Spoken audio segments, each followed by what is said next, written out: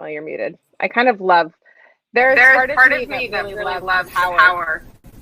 No, there's not part of you, Kate, that loves the power. There's you that loves the power. Hey, look who I have here. We're gonna make it. Oh, wait, full screen now. Hello. Oh, yeah. Everyone. Hello, we're broadcasting love here today at In Lieu of Fun. We're broadcasting love. Are we disclosing the... I said online, on Twitter, that we were going to be live from the Bulwark studio, and it turns out that was incorrect. That was incorrect. We're not. We're live from Sarah Longwell's office, which is where I was having a secret Bulwark meeting.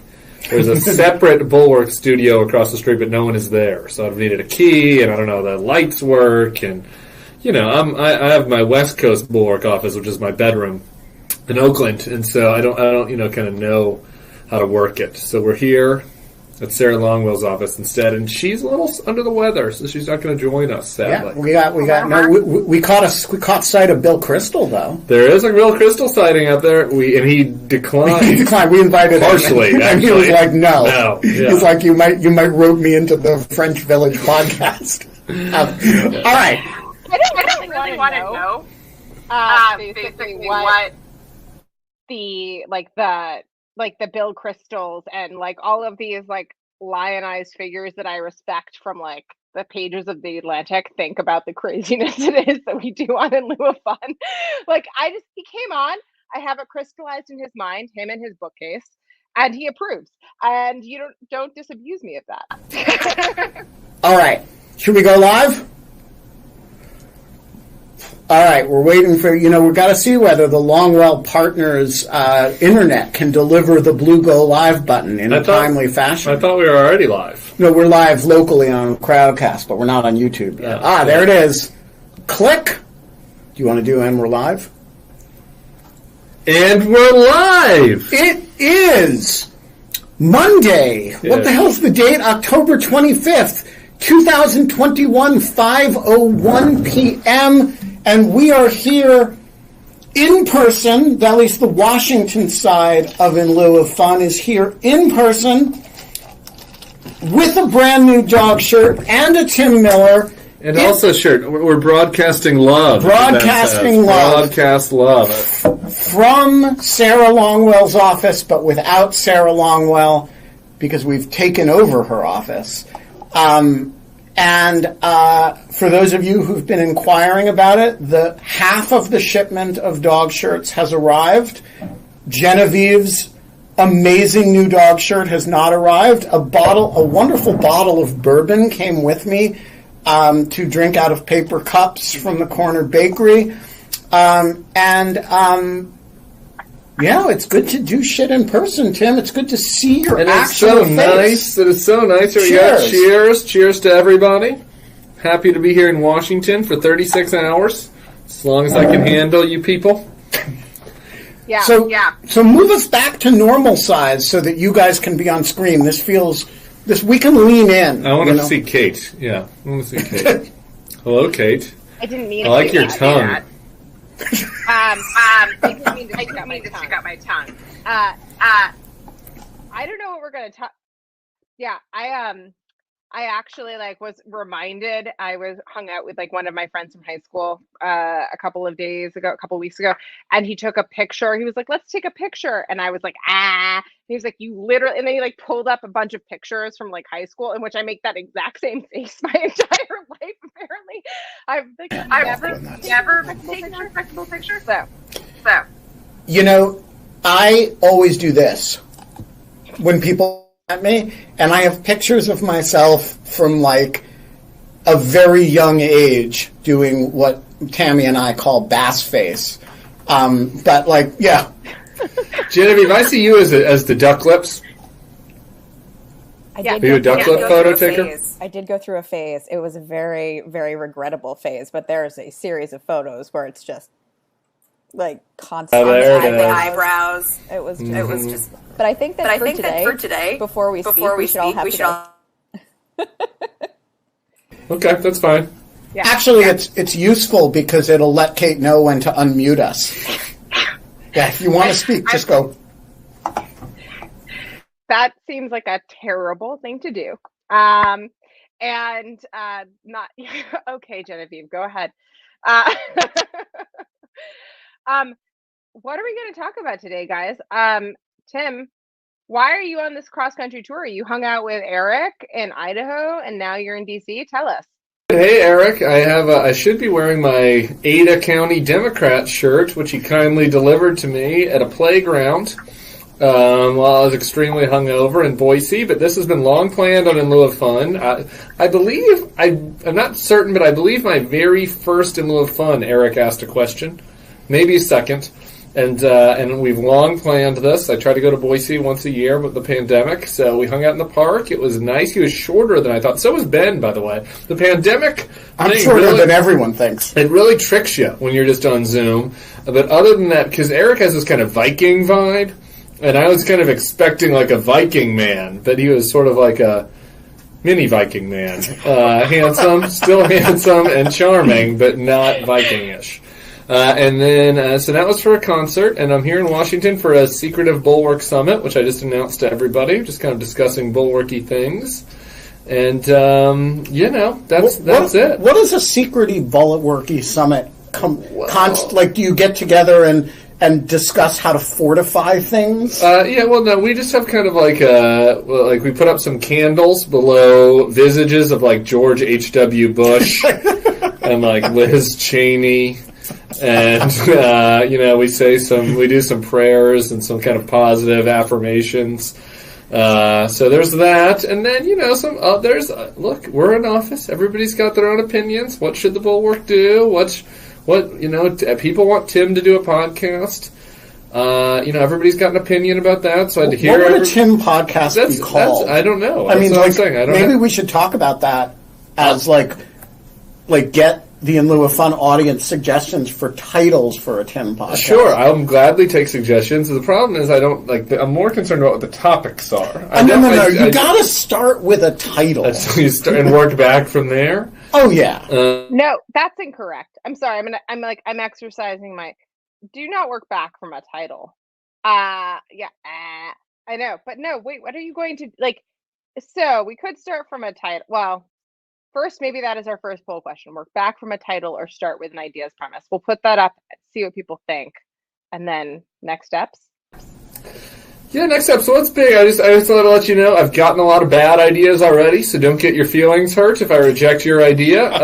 You will not be alone. You'll be in good company. So, just little stuff like that, and it's all part of the brainstorming process. So, we lament the state of things, and I think the Bulwark should acquire In Lieu of Fun, and lots of Bulwark people should host it, and you guys should sell a lot advertising. What are you going to do? Oh, we're going to scale back our involvement to 2 or 3 times a week, rather than 5 or 6. The Bulwark should pay you to do nothing. Oh no, I didn't say anything about paying me. That sounds like me. a great idea. I just think we're just looking for people to do the work. Free. Okay. Well, I'll throw that into the kitty at the next evening session. So that's good. I don't know. And that's what's happening here, Kate. Well, you're in charge. I thought you had some topics for me, some controversial items for me to discuss and give my wrong views on. Yeah. No? Hold on. I'm still trying to kind of it's like cognitive dissonance to hit mute on you guys when I'm about to talk. It is just very weird. So it's kind of just taking me a second. But I would like to know I have not been following the politics lately because I've been immersed in Facebook file stuff and Facebook paper stuff and the Frances Haugen stuff and all of that. Do you ready to talk? Go ahead, Tim. I have Facebook thoughts if you want to do that. But that's okay. I was thinking that. That's what I was going to ask. I'm on Joy Reid tonight. You're on Joy Reid tonight talking about Facebook. That'll be. Here's just a quick tip for warning. I love Joy Reid's show. I think Joy Reid is very charming, and we've gotten along famously, despite the fact that our politics are not always aligned. Joy, though, takes some liberties, and she puts you on the screen with her. And so, Joy's out there just, vamping about stuff. And, sometimes it's yes, girl, go. And other times it's whoa, what are you talking about right now? But you're on the screen the whole time. So just this little media training tip for Joy Reid show is just kind of get your RBF ready, just kind of standard. Because what you don't want is on Twitter. Like, I got yelled at on Twitter the other day because I was laughing. Tim Miller stands by while Joy Reid. Exactly. Like, Tim Miller laughing while Joy Reid says some crazy thing. And I was like, I was thinking about what I was going to say next. I don't know. So that's my little tip for Joy Reid. As far as Facebook is concerned, I have a mixed view on the Facebook situation because they obviously don't really care about societal health, but is this really breaking news? Is this breaking news that they don't care about it? I just don't know. I feel like a lot of this news is kind of duh news that people are very upset about, and I think that they are in a very tough situation where they are, probably a net negative drag on society, but that's true for a lot of businesses, and they take a lot of heat for it. And they don't know whether just to go the oil company route of we're just going to own this, or whether they kind of appeal to their more the staff that kind of hates them, kind of seems and appeal to them, and I think that that they're kind of stuck in this mushy middle that has them in a really tough straits, and I just have to say, I don't hate watching their pain because they are in a lot of pain right now, and they are not doing a really great job of getting themselves out of pain. They're just complaining about it, and I don't really think it's that fair because I think that YouTube is just as bad, if not worse, than them. And, none of these guys are angels. Apple has, slave labor in China and all that stuff. So, all of these guys have their problems, but Facebook takes all the heat. And so, I have extremely mixed views on all of that. So if you guys are not members of Bulwark Plus, and you have therefore not heard the ongoing slugfest on the Secret podcast and on the Next Level podcast about whether Facebook should be ground up into a fine dust and sprinkled over the Rocky Mountains, or whether it should merely be treated like any other hateful company. This is worth the entire price to watch JVL and everybody gang up on JVL on this. It's been great fun. Yeah, JVL. This is get rid of all Facebook. It's horrible, and it's kill all their employees, put them in concentration fire camps. them into the sun, and it's kind of every once in a while he's got a point. I mean, Facebook isn't great, I don't think, but at the same time, I think there are better ways to deal with this. And I often think that there is, I don't know, Kate, I think this is where you and I are aligned. I'm interested in your take on this. I feel like the criticisms of them are almost always misaligned from the actual things that they should be criticized for. And for example, the obsession over the, over the antitrust stuff, which is maybe true for their WhatsApp purchase, but is not for the Facebook and themselves. So, a million competitors to them. Trump just started a new competitor. New competitors sprouting up every day. TikTok just came out of nowhere and is going to dominate them pretty soon. So that is a weird one. But nobody ever talks about, and there's, I guess, not nobody ever, but rarely do people talk about news feed. The biggest way to criticize them is newsfeed, which they should actually have to take responsibility for, which they don't, right? The algorithm take responsibility for newsfeed, and I think a fair criticism of Facebook is well, if you're going to have a newsfeed, then you should have to be more responsible about how to manage it. If you want to just do reverse chronology, like you did 10 years ago, I'd be okay with that probably. This is where JVL would be no, that still is horrible, kill Facebook! But, reverse chronology would have its own problems, but at least then it would be people doing their own thing. Or if people had to actually type in facebook.com/Dan Bongino, I'm fine with that. But, putting Dan Bongino into unsuspecting Rubes' face is where I think that there's fair criticism of them. And I feel like they have these hearings, and they'll go 8 hours, and nobody will even mention newsfeed. They complain about all this other stuff. What do you think? Okay. So I really am sad that we have to keep muting you guys because of the echo. But because it like kind of takes away from like the give and take of this and you heckling me, which I know you're absolutely going to do, but you can just like make faces or something. First of all, like, I really dislike the JVL take. I have never listened to JVL except, or like really have never figured out what JVL even stands for, except that I know that he's come after like stands for like the letters stand for, like he's this imaginary person that has come after Ben. And as Ben's friend, I'm very concerned. He's come after Ben because he's jealous that you're friends with Sarah Longwell. And he like really Okay. Wait. Yeah. That's fake. Wait, that's fake. It's a joke. JVL and I are buds. That was my joke. I was joking. Oh, okay. As long as you know it's a joke. JVL and I are. I've known JVL longer than I've known Sarah. I am very attached to JVL, and I think it is very funny and fun that he plays the left-wing radical in the Bulwark crowd. I love that shit. Yeah. I'm getting ready. I'm grading your takes on the fly since we can't have a give and take. It's the New York Times needle. Right.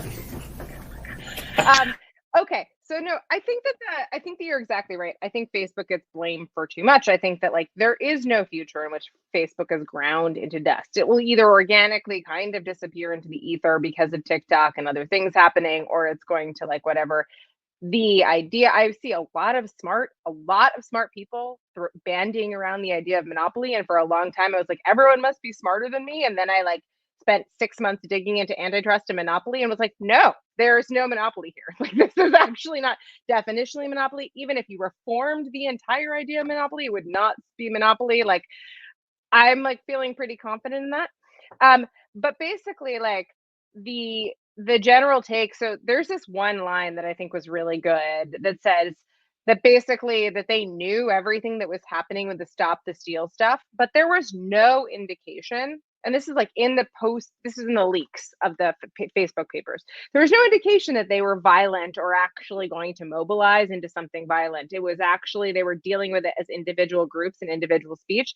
Could you have put on your like magic, like, well, this group is acting a lot like white supremacy or Proud Boys groups or like other types of groups before they started radicalizing into violent speech or types of things like that? Like, absolutely. But they were kind of caught in the middle of this, like, do we really heavily weigh into like the democratic discourse of a bunch of people who seem to legitimately think, no, really, you're not liking this take? What would you do differently? Would you literally just like ban people that disagree with you? Is that like what you would do? Okay, I like that you're panting like dogs in answer to that question. It's like perfect for my visual. I mean, or to ban the groups. Look, Facebook can do what they want. I think from a PR standpoint, they'd probably be better off just putting on the Darth Vader hat and being like, "We're for free speech, fuck you guys," and like, instead of trying to this is my like PR criticism hat. Like they're doing too much to try. Like they're never going to be loved by the people they're trying to be loved by in their social circles. They need to come to terms with that. But I don't think that this is where squishy middle ground Tim comes up. Do nothing is not the answer, right? Like, they need to do something, and the something that they need to do is stop letting the algorithm recommend and deliver like harmful bullshit to people that don't know that it's coming. Like, if somebody wants to go to Facebook.com and write into the search bar, "Stop the Steal," and then find a group and click on it and join it, and then be in that group, and then go back to Facebook periodically, like I do for Tiger. You shouldn't get it from searching the Pittsburgh Steelers. Right, like when I go every day I go Stop the Steelers. Yes, every day I go to TigerDroppings.com to read about who LSU is going to hire for their next coach since we fired Coach O. I don't get it like delivered to me in my phone. I type into the little internet bar, TigerDroppings.com, and I go to my little community of freak shows who are mostly all for Donald Trump because it's LSU, but we just have a nice little community where we talk about which coaches we want. Okay, it's like that is a healthy group that we've created. That's relationship. Facebook says, "Ooh, do you also like Tim Scott? Maybe you might like this group about overthrowing the government." Like that, they need to stop with that shit. And that is true on the recommendations, and it's true in the news feed where it's like where one of your friends likes a post. And now it's anyway. Wait, I want to split the difference here because I think Kate is onto something important, and I also agree with Tim. So the point that Kate is onto is that people in retrospect are expecting Facebook to have been the FBI. That is, to have had all points, all source intelligence, not merely what was going on their platform, but what Steve Bannon was saying on his fucking podcast and, what was going on Twitter and Parler. And they're really asking for, a kind of intelligence operation that is far beyond policing their own platform. Yeah. That said, anybody who says they didn't know that violence was a significant possibility on January 6th, and I say this as somebody who we talked about on January 5th what was going to happen tomorrow on this show. So who was the guest? The guest was Steve Vladeck.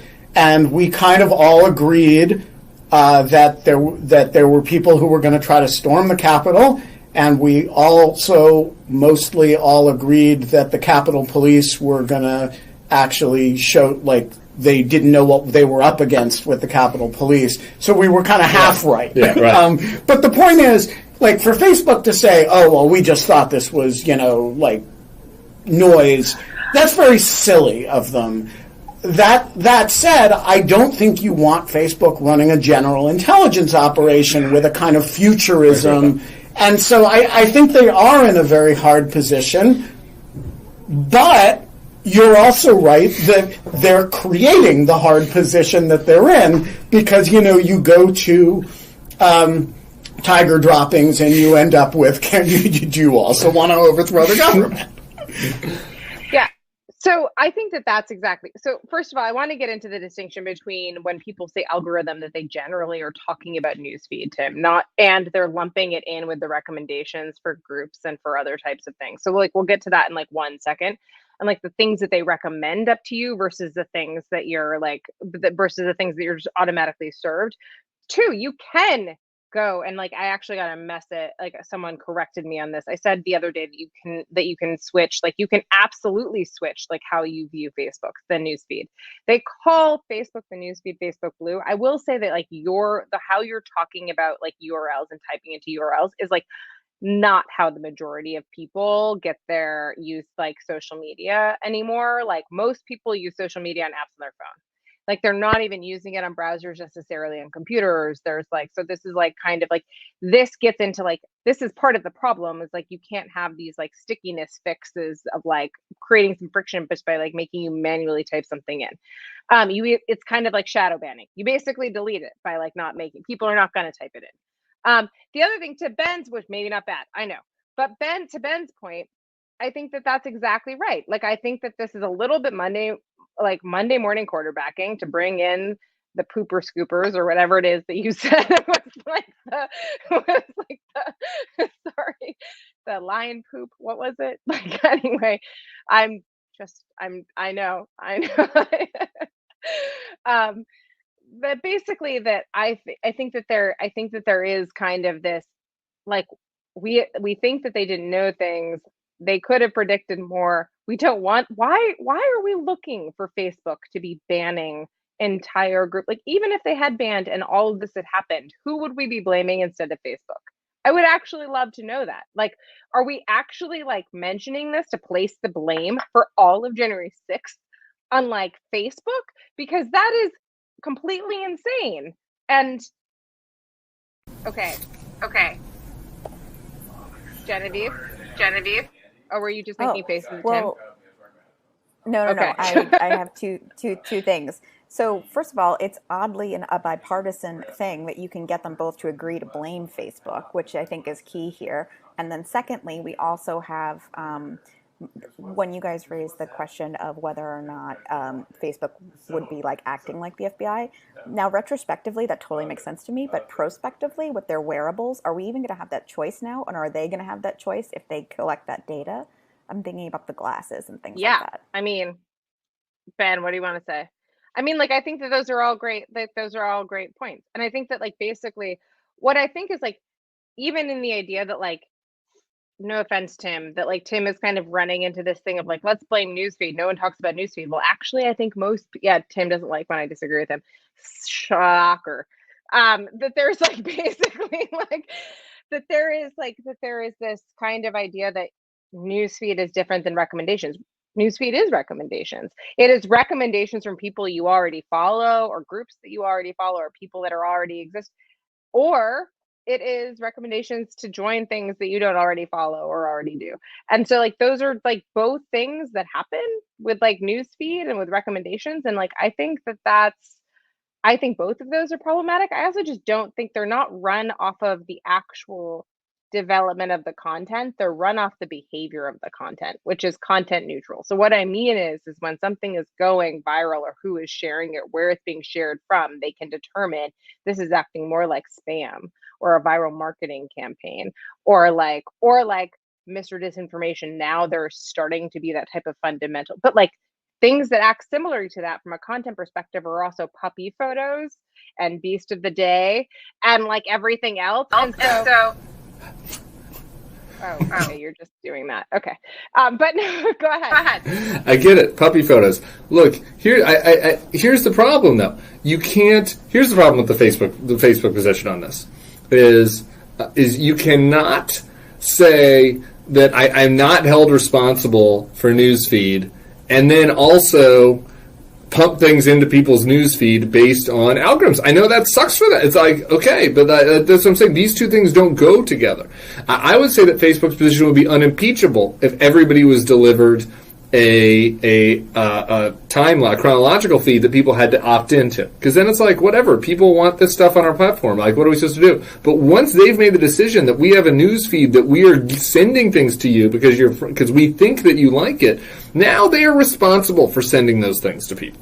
And so they are going to be criticized for it. I'm sorry. Now, like, the ridiculous resistance moms and dads who, like, think that Facebook is to blame for January 6th, I agree with you. That's insane. Donald Trump is to be blamed for it. Steve Bannon is to blame for it. Mo Books is to blame for it.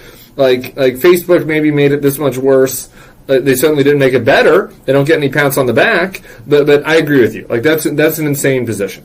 But, like, they still need to be able to be big boys and girls and take their criticism when they decide to do what they want to do in the newsfeed. Now if they have an alternate option, which is to get less engagement and to have people spend less time on the platform by having a more curated platform that they choose, or by having a platform that is curated by people's own choices. That is an option. They don't want to do that because they want to maximize the amount of eyeballs and clicks that they get, and so now they get the criticism that is associated with that. So I just want to add to this that I have, and this is going to be a little bit of love for Facebook, because I, instead of clicking, something that might plausibly be revolutionary in character, and therefore would you also stop the steal and overthrow, hang Mike Pence. I started doing the Beast of the Day, and so I get more capybara images than you could possibly imagine, lizard images, hundreds and hundreds of cool spider videos, which I don't use for Beast of the Day because people really freak out when you post a picture of a spider, but like fish.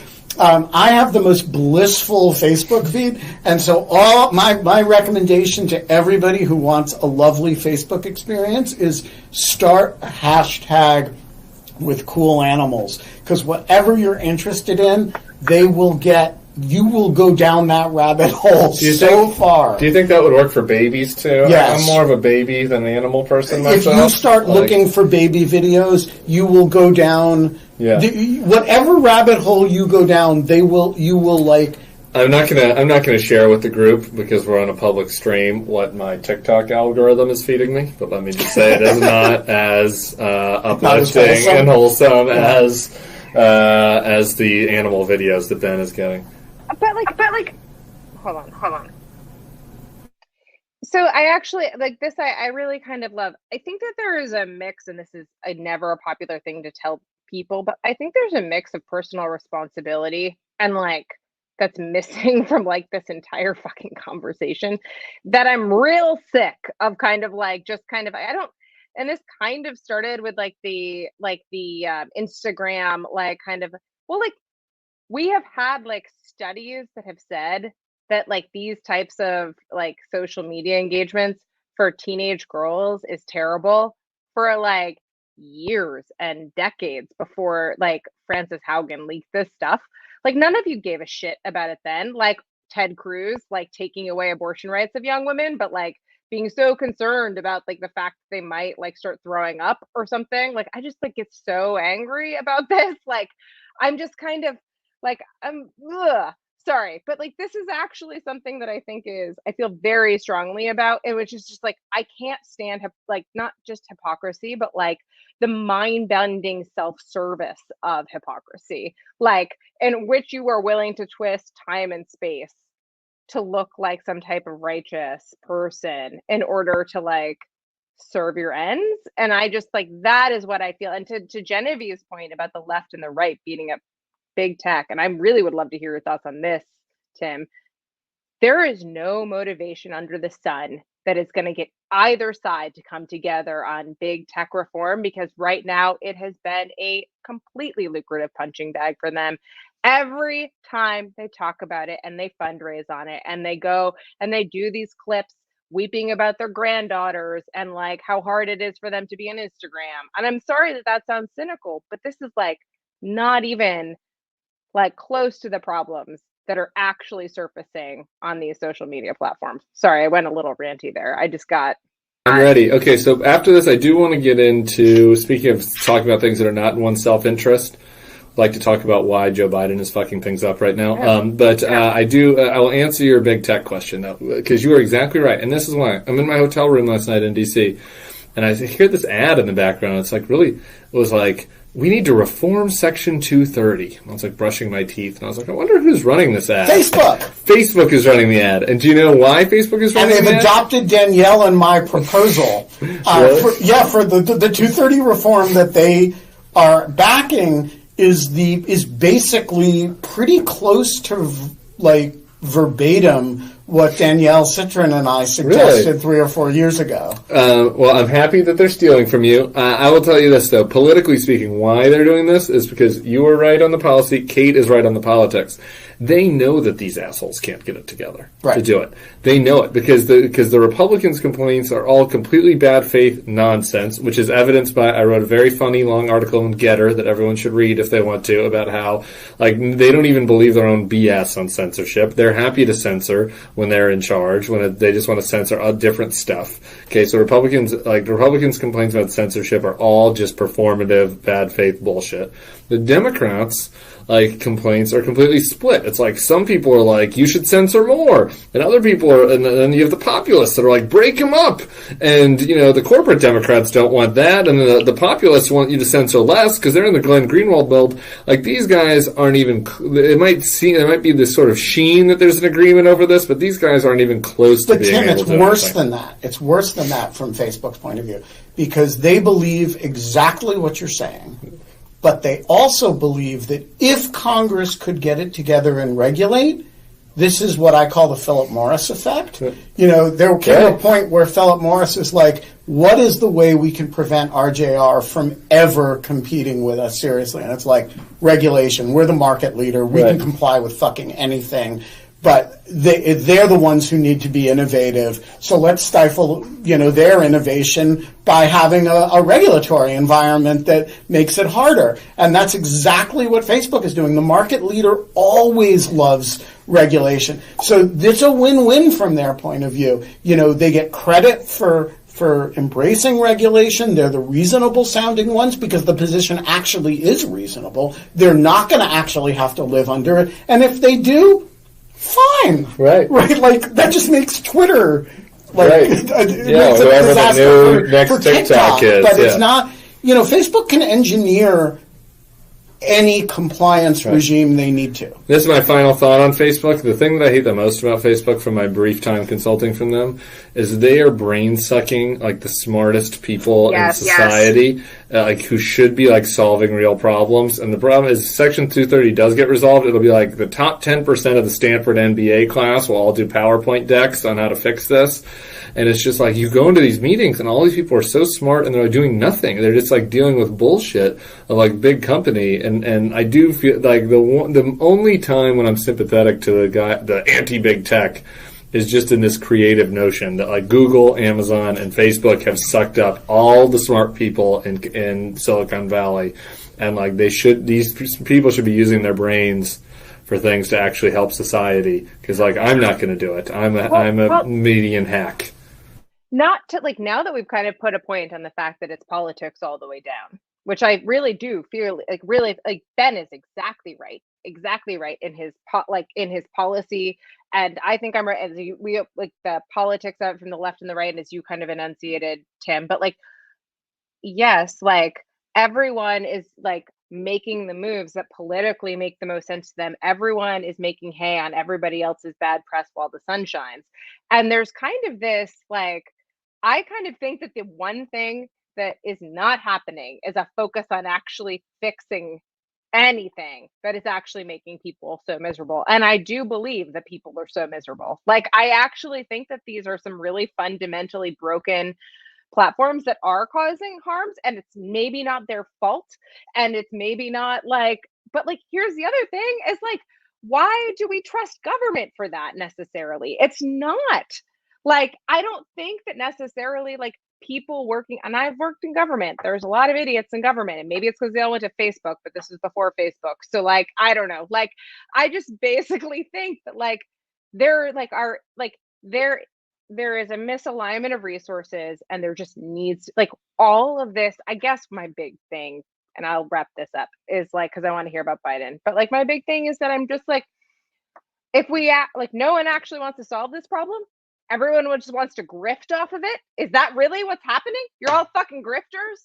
Like, you're grifters, like, that are like, and I'm like, well, this is boring as hell. Like, who wants that? Okay, Genevieve. This is why we need term limits. It's not just term limits. I don't know. Yeah, I don't know if that solves anything. But, like, I don't know. Like, I'm just, like, watching all of these people come after me. I say something completely neutral. I think it's neutral. Like just descriptive in like Twitter, and 3 like white dudes out of nowhere that previously worked in big tech come after me with like their 65,000 person following, and their tagline on their Twitter bio is like, out of big tech, started some anti-big tech firm, and let me consult with you for $10,000 an hour on big tech. And I'm just like, you're just an anti-tech grifter. You're just a grifter. Like, this is just you making money on like this marginal float that will exist for the next 10 to 15 years. And then you'll be out of business because your expertise will be irrelevant. But sure, come after me. Sorry. Do I need to get Luther off your back? Is that the problem? Do I need to call Luther? No, tell him to send off the dogs. I am very naive in all of this. And coming into like the reawakening of just how much politics and grift it is, it was like you were alone for a short period of time with your thoughts, and now it's just kind of like you're dropped into Chucky Cheese, and it's like there's like nothing makes any sense.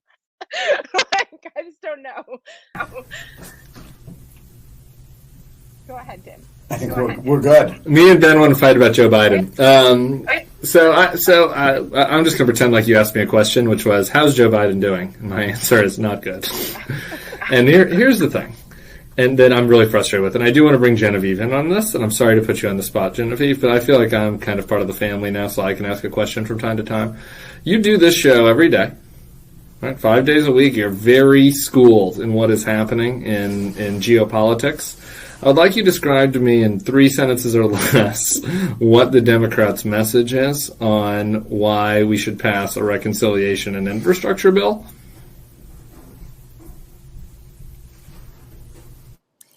The clarity is lacking. Lacking. Nobody can answer that question. It's insane. We're all the way into the year, and everybody's always like, "Well, Tim, everybody loves all this stuff. It all polls at 80+%." And it's like nobody knows what's in any of this shit. All they know is that it's expensive. All they know is that the Democrats are fighting with each other, and this is a time when I'm going to sound like this is my David Gergen moment right now, and in lieu of fun, where I'm going to sound like a douchey CNN pundit from 1990. It's like leadership matters, but it's true. Like Joe Biden needs to go in there and say, "Shut the fuck up, everybody. We're going to do here's what I care about." Paid leave and whatever else. I actually don't even care what it is like that much because I was a Republican 2 minutes ago.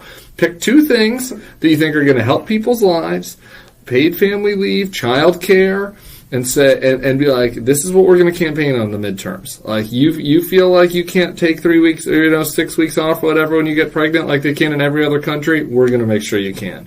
Your daycare is too expensive for you right now, and you can't have two people working. Like we're gonna take a bite out of that. Speaking to Genevieve, we're gonna take a bite out of that for you. Okay, there are two things. That's what this bill is gonna do. We're gonna solve those two problems. We're not gonna solve every problem under the sun that every progressive interest group wants. We're not gonna give $100 million to every random cause, and like that's it. Or by the way, if you want to give $100 million to every random cause, you can go ahead and do that. Just talk about the two things, right? And instead they're talking about nothing. They're just fighting with one another. Meanwhile, everybody's feeling like things are more expensive in their day-to-day lives on what they're paying for things, and they don't see any progress. And so like maybe this all will be fixed by next year. Maybe it will.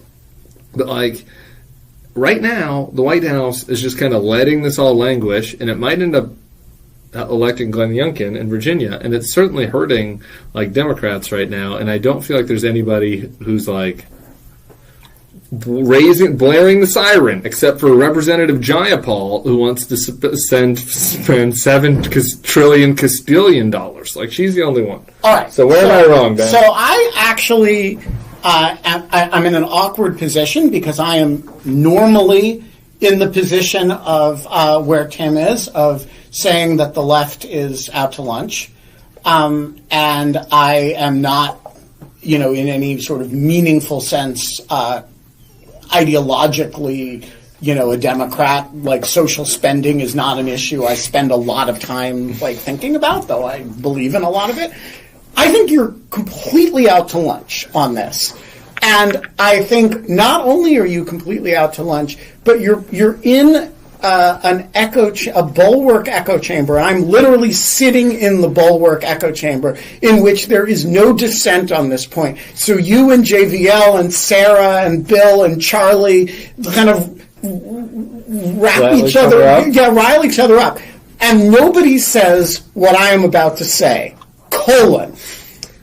The Biden administration made a strategic judgment to get two big things done this year and to take whatever political hit they had to in the meantime to get the infrastructure bill and the social spending bill done, and then to spend 2022 doing the messaging that is basically, we brought you decline, the end of the COVID pandemic, the major social spending that you like, and infrastructure, and they brought you an insurrection, and they're promising to bring you the end of democracy. That is the message that they're going to run on in 2022.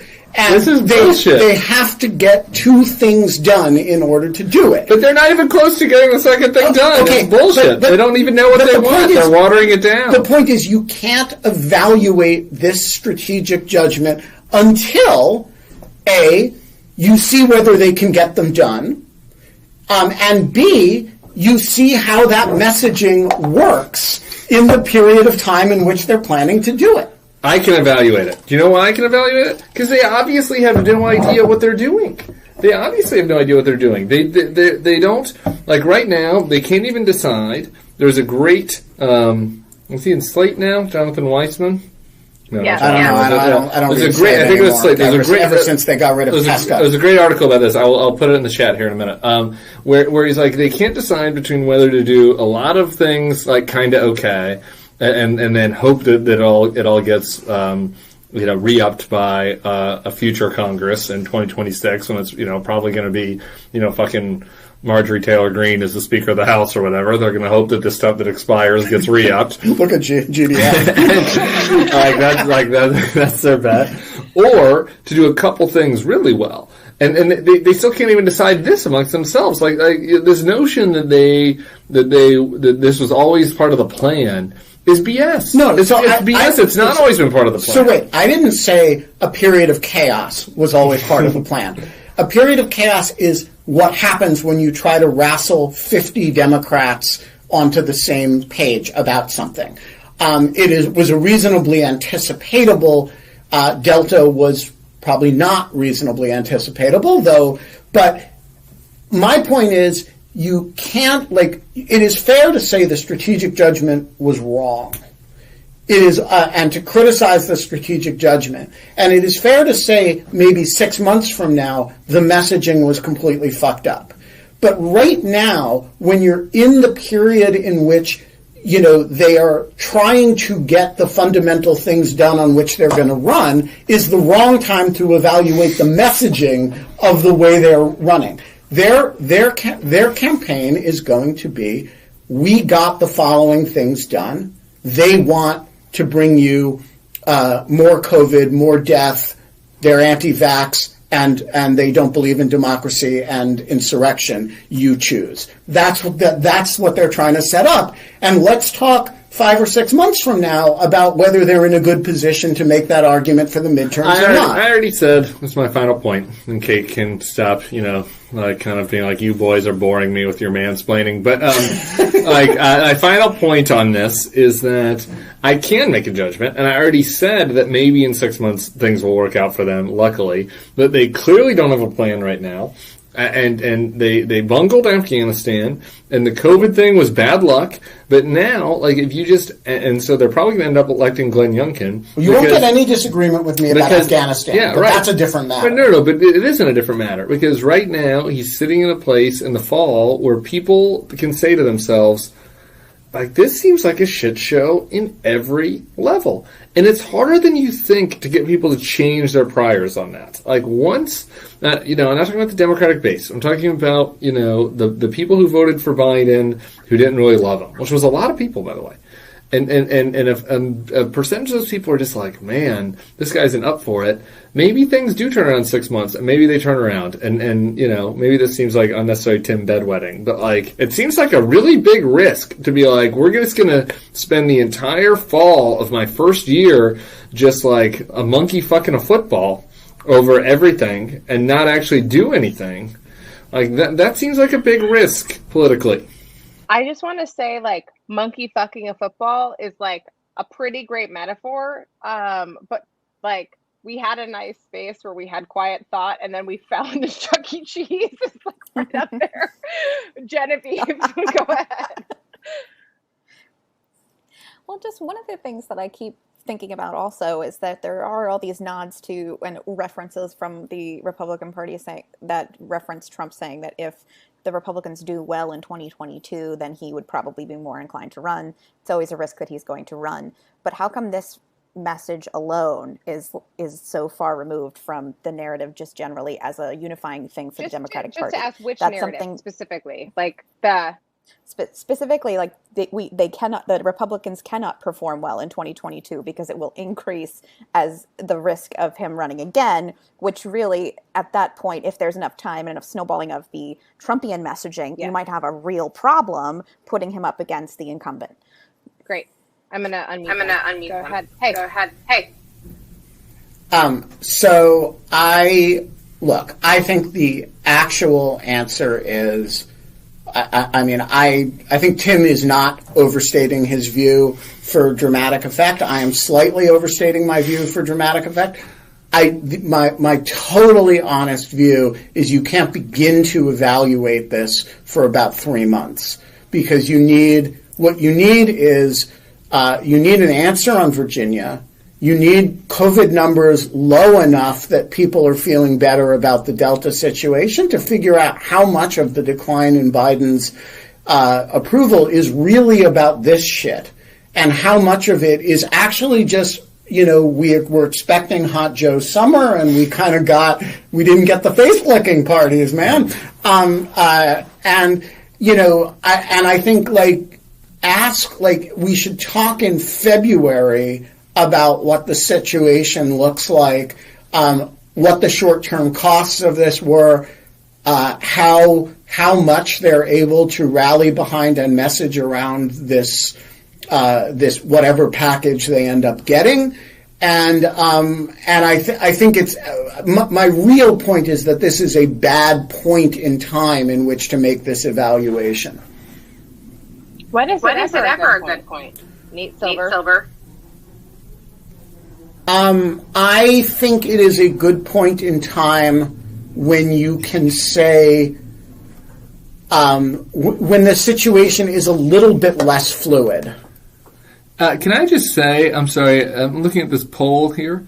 It says, who is right on Biden 2024 fear? I don't know that we've really been talking about 2024 fear, but I noticed that 19 people say Ben and 13 people say me, so I'm below. It's almost like I just kind of wanted to see. I would just say, people, be very afraid. Like, whether or not I'm right about this, it is right to be afraid. The right positional place to be is afraid, because the downside, the other side, is very bad. Oh, I agree with that. And this is the thing that frustrates me the most about this situation is I look, and I think this is to Genevieve's point a little bit. Is does fear of Trump, does that help Democrats, et cetera, et cetera? I hope so, but it was a pretty close election, and I think that the people who see clearly the threat, the existential threat that comes from the other side, should be acting with a little bit more urgency and care. And a little less business as usual, and I'm sensing a lot of business as usual from Nancy and Joe, and I understand that some people on the comment section want to blame Manchin and Sinema, and I think Sinema is really kind of inscrutable and crazy, but it's still. In particular, I think Manchin is like a gift from God, or else Mitch McConnell would be the Senate Majority Leader. But Sinema is crazy. But it's up to Joe and Chuck and Nancy to figure that out. And they've had 10 months. So anyway, I guess that's my main point. Is I'm sensing a lot of business as usual, and I would like a lot more fear, and I'd like everyone in the poll to side with me that we should be afraid, even. So. Of my criticism. Let's go to audience questions because we are running out of time here. We got 9 minutes, and if Tim keeps on this thing, I'm just going to have to throttle him here on screen. But I actually think that there's. Okay, hold on. I actually kind of I purposely put Biden 2024 because I actually think that we're kind of tilting around this idea, which is he's doing so bad, and it has nothing to do with whether Trump is running. That is actually that was a purposeful I was trying to kind of force a point. I think that is who are we going to run if it is 2024 and it's looking like it's Trump, or it's not looking like it's Trump. We don't have anyone. So anyways, with all of that being said, Frank, the floor is yours. Please ask your question. Yeah, I think my question has almost been answered already, because I wanted to ask Tim how pessimistic he was about the future of American democracy, which sounds not so good right now. But I'd like some specifics. What's the biggest problem? Is it the election tampering? Not tampering, you know what I mean? In the red states or other places that are going to be a problem? Is there a real concern that a state legislature, even if Biden won, say Texas, they would just throw the legislature would decide to send different electors? How likely are those kinds of things that are part of your doom scenario, I guess? And by the way, I also want to say cheers, and here's my off glass, everybody. I'll say norms, so you all have to drink to it. And thanks a lot.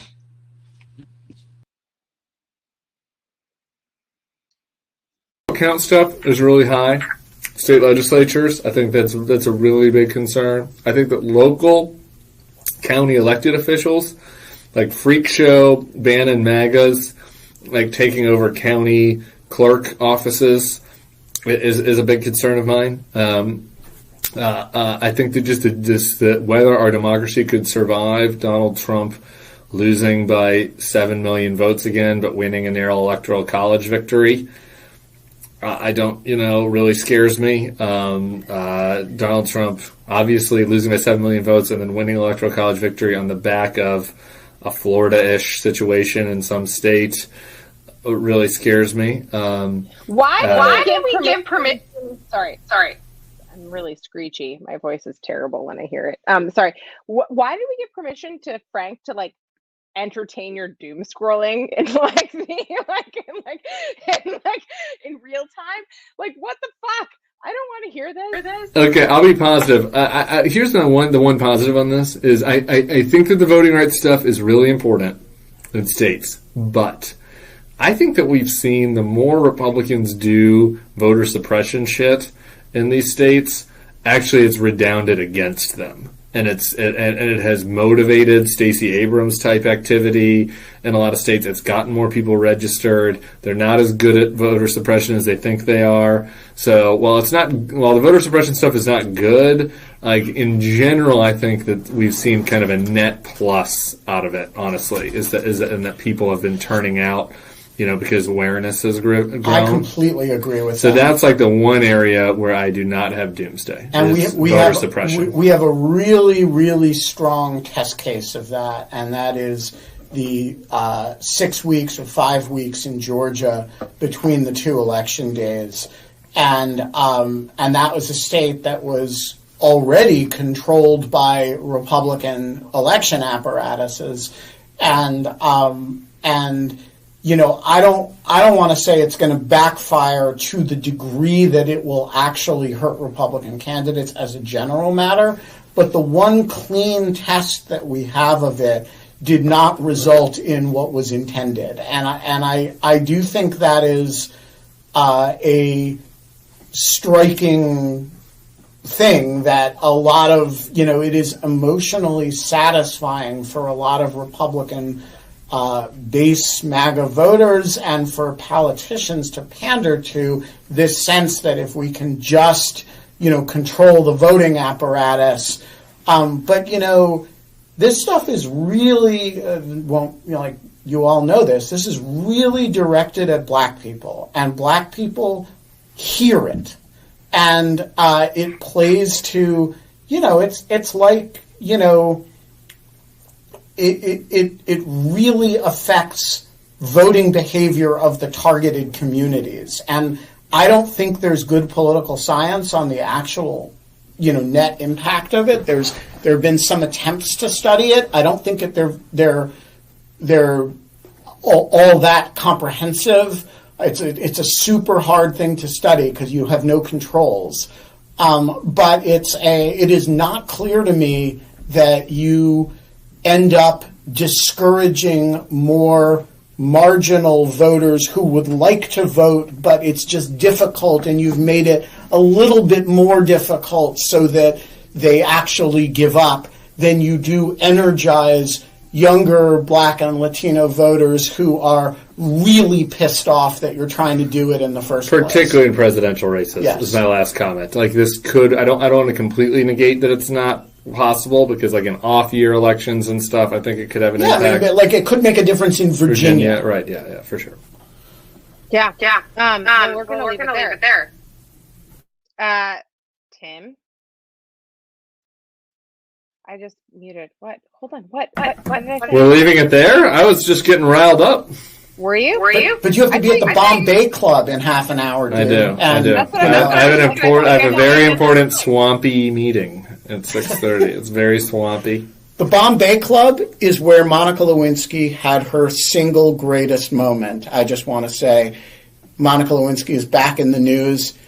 If you look in the history, the annals of the New York Times archive, you will find a Maureen Dowd column that I think is Monica's greatest moment. And It begins with Maureen Dowd. Maureen Dowd thinks she's being witty in this column, and she is she's describing being so totally pwned that it is awesome. She talks about being in the Bombay Club with her friend Michael Duffy, who's a Time columnist, and seeing Monica across the room, sitting with her then lawyer, Bill Ginsburg. The older of you will remember him, the medical malpractice attorney who went on 5 network talk shows at the same time. Monica sees Maureen Dowd from across the room. This is in Maureen Dowd's description, not in Monica's description. Sees Maureen Dowd from across the room, goes over to the pianist, asks the pianist to play Send in the Clowns, and then goes over to Maureen Dowd and says, "Why do you write such mean things about me?" And Maureen Dowd, the whole column, I'm not making this up, the whole column is Maureen Dowd listing what I should have said was blank, and I could have said blank, and I could have said blank, but I didn't say any of those things. And she basically flummoxed her completely and walked away triumphantly. And Maureen Dowd wrote a snotty column about it, describing this. It is the ultimate description of being pwned by the 24-year-old intern who you've been mean to. Looks like I get one more question. A bonus question. Yes. Hi, Tim. So I want to go to your LSU group. Who would you hire as the next LSU head coach? Question that is in line with my interests. If I could, I'm very interested in Lincoln Riley, if we can steal from Oklahoma. I'm intrigued by the notion of Mike Tomlin, who might want to leave the Steelers. I'm curious, but not ready to go there for Joe Brady, who I don't think wants to recruit and was our offensive coordinator.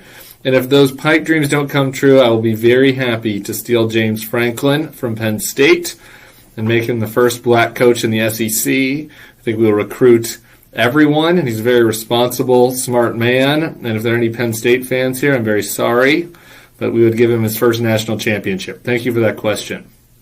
And if anyone else wants to kind of just spend a lot of time talking to me, texting me thoughts about the LSU coaching search is something that I will respond to, or DMing me about them. If you DM me about Donald Trump, I may or may not respond depending on my mood. But if you DM me about the LSU coaching search, we can build a deep relationship.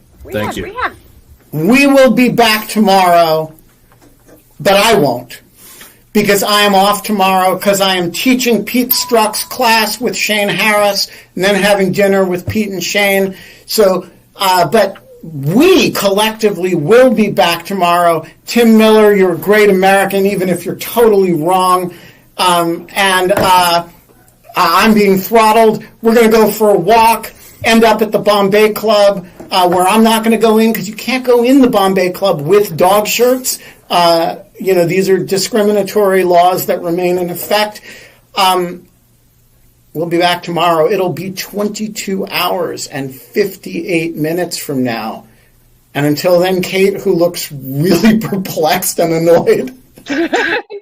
I'm not perplexed and annoyed. I think we have to figure out whether your shirt is a basset hound or a beagle. But until then, we don't have fun anymore. But we do have the poodle shirt coming in the mail. So that is where I'll leave it. Have a good night.